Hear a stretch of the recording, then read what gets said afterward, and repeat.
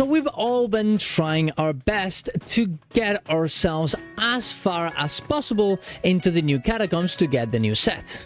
I just made a video on the best strategy to actually do so, so you definitely should check it out.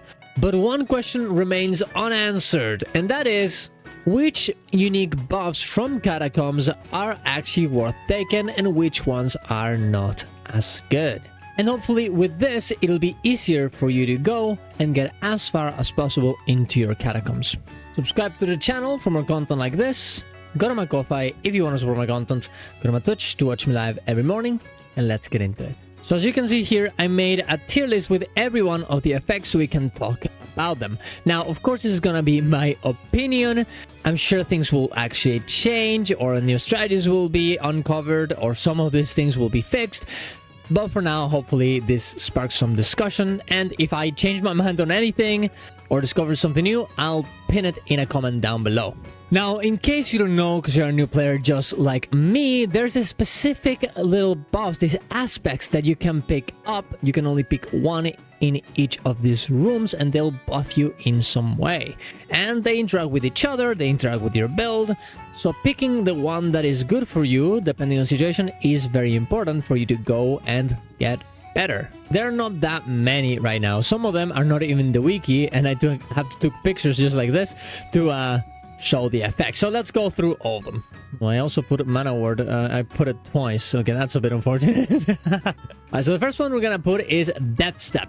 This will make you jump 700% further after backstab and headshots with a 10-second CD and kills with a 0-second CD. Now, this jump is the same one you get in OPR or in Capture the Flag, the one that you just jump on those little pads and make you jump further. And it's a very good effect, especially on a catacomb where you have to go as fast as possible, which means that you want to move around as fast as possible, which, you know, means that you can really save up some time using this. There's one little problem though. This effect only works on backstabs and headshots. Whenever you kill something, it doesn't really do anything, which makes it very, very bad. I thought originally this would be insanely good because you can just end one pack of enemies and then everybody gets this and moves very, very fast into the next room. But it just doesn't work this way. Which means that even though it could be an S and be one of the most overpowered effects in the entire game, I think I'll have to put it on B for now.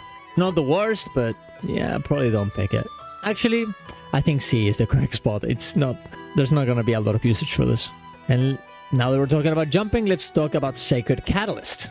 This effect is literally the same one, but instead it triggers once you get Sacred Ground, an ability that you can get on Life Staff. This is the ability, the circle that all healers usually use. Whenever this happens on you, whenever the healer puts it on you, you'll be able to jump further, which is, you know, pretty good, honestly. In theory, if you have a healer, you can really abuse this, if everybody else gets it, to just permanently move around the map insanely fast. The problem is that, well, first of all, you need a healer, which is not something that you usually want in catacombs. You want to do as much damage as you can, but also everybody else has to get this. And this is already RNG enough, and for everybody in the team to actually get this, it's a little bit memed. Now, you could obviously take it, and you know, you could go and be the explorer and use this for your advantage with your healer, I guess, but I don't know. Maybe someone can think of an insane strategy with this, but I'm not sure if that's good. I'm not sure if it's that good.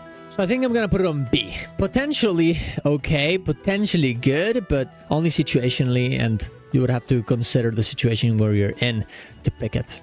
Unless there's nothing else better, right? I guess that's fine. Next one we're gonna talk about is Armor Orbs. This effect is pretty good. Use 10 mana to make each block more stable and cost less stamina. Cast your Armor Orbs whenever mana is below 50. Cooldown 14 seconds. Let's be real, most of these bosses hurt a lot. You wanna be evading their attacks, and if you're not evading them, you wanna be blocking them. So this is very, very useful to make those blocks just more stable. You don't have to, you know, get broken. You don't have to take erosion damage, and if you go below 50% of mana and you're not really using mana, you get some armor. It's honestly a pretty good effect. Especially considering the fact that some people don't even use mana. It's just might as well use it for this. There's really no reason not to take this. The cooldown of the 3 armor orbs is honestly not that bad either, and it's just a nice thing to have around. I don't think it's like super necessary or super OP, but I think it's a good effect that almost everybody can use in one way or another. It's very versatile. So unless you're really just going for damage and nothing else, if you just want a little bit more survivability, this is definitely not a bad thing to take. Revitalize. When stamina is below 50, landing or blocking his transfer 20 mana into 30 stamina. This is a very similar effect to the one we talked about before. It just makes you blocking way easier. And if you combine this with the other one, it makes it even better. You spend on mana, but then you get that mana and those armor orbs that protect you more frequently. So this is really good if you're tanking, for example. Now, obviously, tanking is not like super necessary here. You know, as we talked about before, you want to be doing damage, but there's always going to be someone taking more of the damage in the group, right? Someone who is like a little bit of like an off tank. So if you're going for that, I think these two combinations are pretty good. Situational as always, but yeah, they're pretty good effects. The next we're going to talk about is Ray of Hope. Your base damage is reduced by 20%, but it heals allies in 25 meters range by 50% of the weapon damage every 2 seconds. You do need a little bit of sustain in these catacombs. You will take a lot of damage even if you play absolutely perfectly. So this makes you be able to do a little bit, you know, be a bit more insane. And this one is definitely a good option. You're healing yourself and healing all of your allies as well. The only problem with this one is that indeed it has a minus 20% damage, and that really sucks because there are other effects here that don't really get this penalty and also heal your allies. It's still a good effect and it's pretty nice to have, but you need to be careful about this. So instead, we're gonna put it on A instead of S. It's almost there, but A is the correct place to put it. The next one we're going to talk about is Oceanborn, and this one is just a positive one. I don't know if you probably have seen it, like a huge tentacle coming out randomly and attacking your enemies. This is this effect. It will summon a sea monster attack when you hit 2 heavy attacks in a row. If you're playing any build that has a lot of heavy attacks, this is very useful. Like Greatsword, for example, it will just make it so much better. It does have a cooldown of 16 seconds, which is important to note, but the cool thing about this is it has no downside. Most of the other ones makes you do less damage, makes you to take more damage. This one just does more damage for no reason at all. Doesn't mean that you can stack this. You're not gonna get 2 tentacles happening if you take 2 Oceanborns, but it's just a very nice buff to get to do more damage. So this one is definitely gonna be on S. No reason not to take it. The only reason why you wouldn't take it is if indeed you don't want to use a lot of heavy attacks. Oh, I'm over Ray of Hope, my mistake here. Yeah, there we go. Next one is Purifying Guard. Blocking 3 hits without breaking cleanses and heals closed up allies by 50% weapon damage per 0.75 seconds. This is very good. No problem like the Ray of Hope, just positive. Yeah, you do have to block 3 hits, but hey, you see that all of your allies are low on health. Boom, you start tanking, you start blocking on purpose, and then you heal them with this. Absolutely great effect, beautiful, and there's no downside. So yeah, this goes into S for sure. Now, of course, if you don't need more protection, you definitely shouldn't pick this, but it's a very good effect. Same thing applies for Grand Feast. Allies can heal themselves by 35% weapon damage from damaging the enemies you are hitting. And obviously, if everybody gets this, it's a lot of healing, a lot of healing. Just for completely free. And on bosses that everybody's gonna be attacking, this makes it so good. So yeah, this is also gonna be an S. No downside, just absolutely perfection to make everybody tanky. Next one is Counterblow. Blocking costs 40% more stamina, but your next hit is amplified by 200 with a lightning strike. That is an insane effect. And he only has 5-second cooldown, making your next hit amplified by 200%, especially on builds that, you know, do a lot of damage in a very slow attack. You can really just, you know, block one attack, prepare your big burst, blast Counterblow, and do an insane amount of damage. Yes, it kind of sucks because you're gonna get more stamina, but if you pair this up with armor orbs or revitalize, you can really pair up something very good, get a lot of stamina that you use with your mana, and do an insane amount of damage with it. This combo, Counterblow plus armor orbs, Counterblow plus revitalize, really goes absolutely hard. Next one is Mana Ward, and this one is a very interesting one. Drinking mana potions consumes 30 mana to cast a bubble shield for 4 seconds, which bumps enemies away on contact. Also grants 50% over health while active. Cooldown 14 seconds. This essentially makes it so your mana potion becomes a shield. It's another button you can press to prevent your allies and yourself from getting damage, and of course getting some healing as well. There's really no reason not to bring it, and the cool thing about this is that it makes you, even if you don't use mana, you want to bring mana potions now, and you should be thinking about that before going into a catacomb. Have that just in case you end up picking this, and it's just a very cool defensive, and it works pretty well.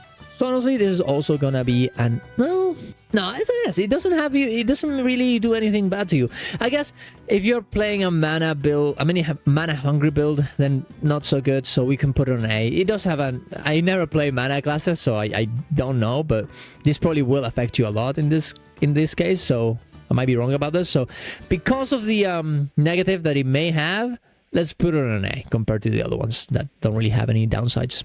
Now the next one is Hallowed Eyes, and this one is very interesting. It's, oh man, survival potions heal 80% less, but explode and massively accelerate ally cooldown. If you're a healer, this is a very good idea because you have healing for yourself. You can heal yourself, and you can, do a bit more damage and accelerate your ally cooldown so they can do more damage. It's a pretty risky one, but if you really see yourself as confident enough to be able to survive without your healing potions, this can be very good. It's not really about the explode that does damage, but instead about the massively accelerated ally cooldown, as many of the abilities, especially on something like Fire Staff or whatever, do the most amount of damage and really can blast your allies and make them just damage machines. So this is a very interesting take. This is an interesting buff. Maybe one of the most interesting ones that we've seen here.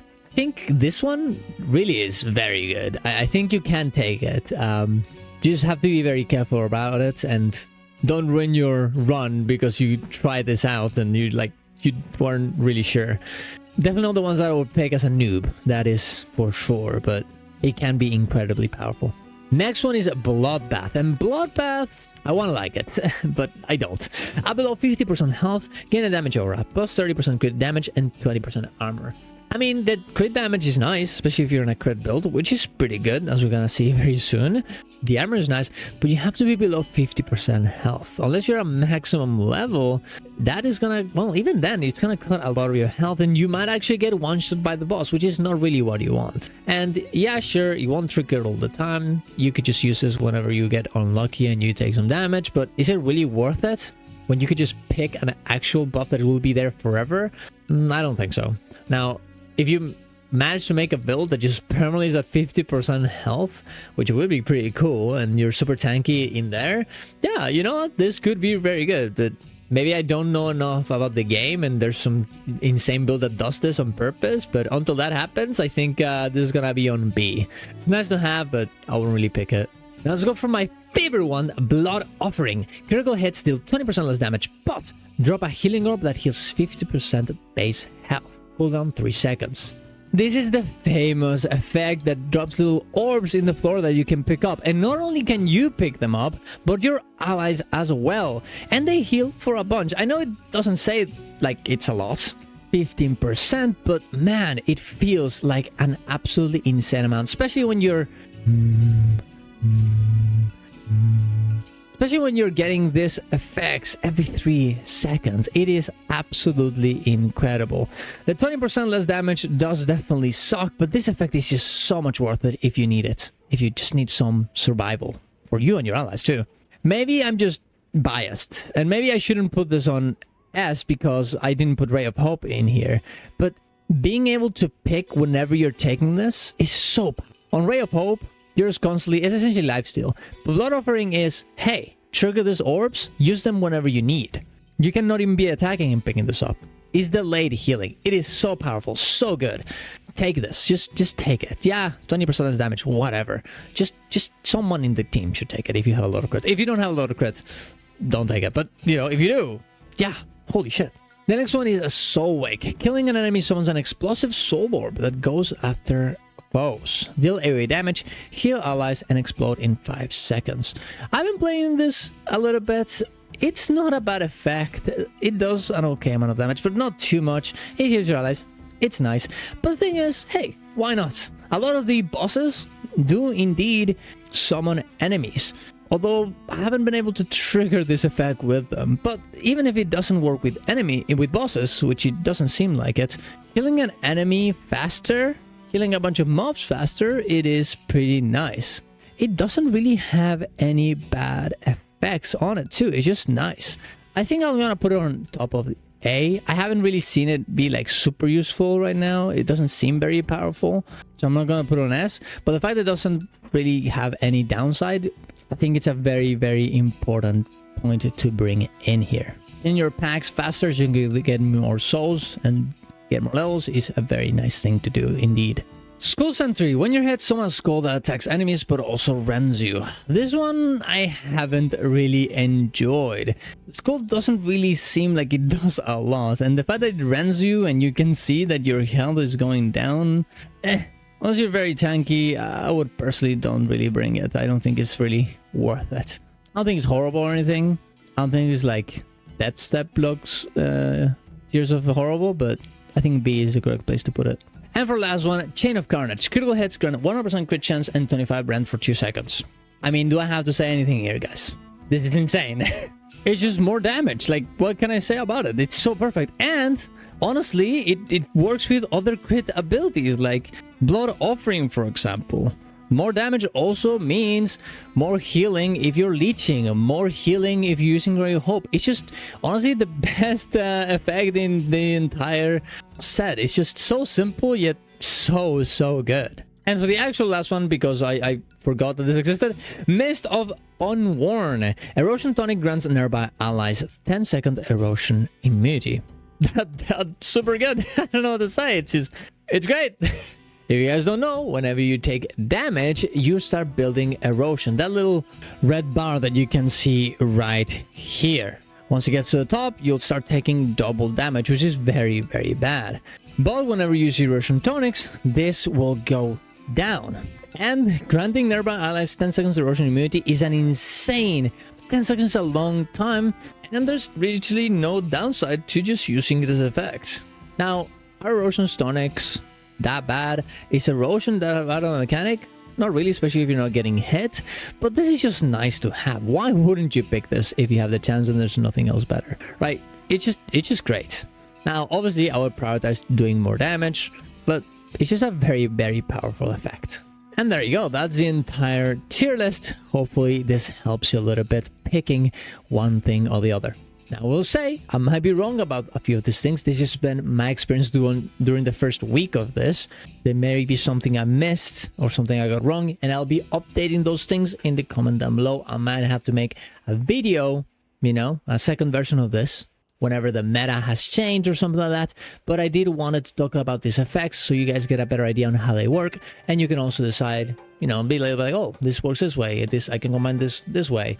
And maybe we can all figure out some cool stuff together in the comments down below.